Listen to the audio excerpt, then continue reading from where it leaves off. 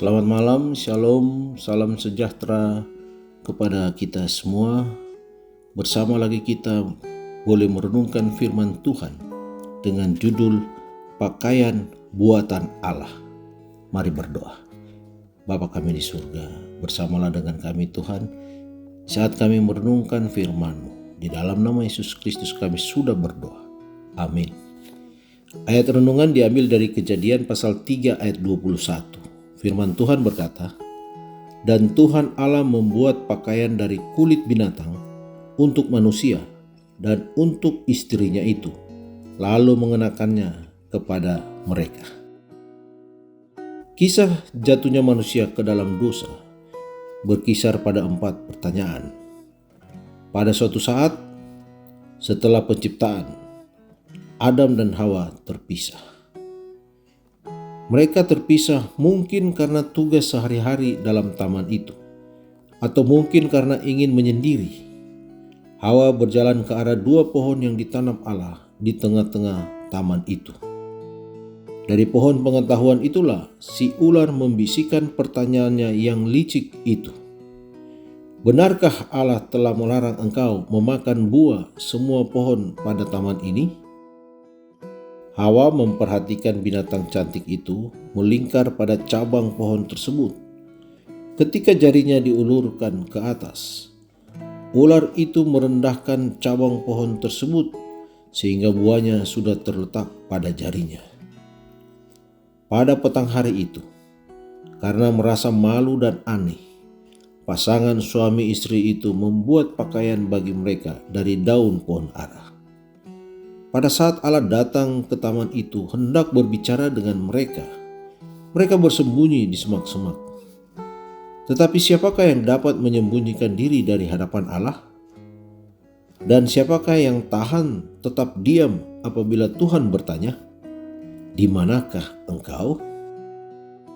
Bukan rasa ketakutan dan bukan pula tempat bersembunyi itu yang dipikirkan Allah.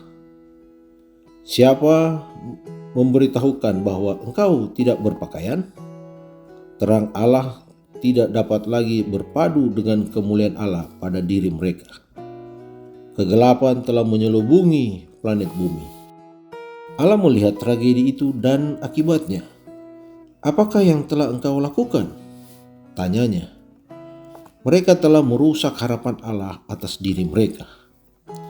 Keempat pertanyaan yang menggambarkan kecemasan manusia adalah: pertama, setelah tergoda oleh si jahat, manusia berdosa. Kedua, setelah hilang dan putus harapan, mereka takut akan Allah. Ketiga, setelah ditinggalkan dan merasa malang, mereka mencari penyelesaian manusiawi. Dan keempat, setelah merasa bersalah dan memikirkan diri sendiri, mereka saling mempersalahkan. Buku Kejadian tidak memberi kelepasan di dalam kisah yang sedih itu. Setelah membacanya, seseorang ingin kalau itu ditulis kembali atau diputarkan kembali seperti halnya tape, tetapi tidak seorang pun yang cukup pandai untuk memutarkan kembali cerita malapetaka di Taman Eden itu. Saudaraku, namun sekalipun kelihatannya segalanya telah hilang, Allah masih memberikan pengharapan. Pada pakaian kulit itu, Adam dan Hawa dapat merasakan dosanya dan melihat harapan yang diberikan Allah. Ia memberikan pakaian di Taman Eden. Saatnya akan tiba, Ia akan mengembalikan pakaian yang terang dan Taman Eden itu sendiri. Penebusan Kristus saja dapat menjembatani jurang itu dan memungkinkan tersalurnya berkat atau keselamatan dari surga ke atas dunia ini. Dikutip dari buku Sejarah Para Nabi Jilid 1 halaman 60. Mari berdoa. Bapa kami di surga, sekali lagi kami berterima kasih karena Engkau baik bagi kami. Engkau memperhatikan kami dan Engkau memelihara kami. Kisah Adam dan Hawa menunjukkan kasih Tuhan kepada manusia. Walaupun kami sudah jatuh ke dalam dosa, tapi Engkau memperhatikan kami. Engkau memberikan pakaian bagi Adam dan Hawa.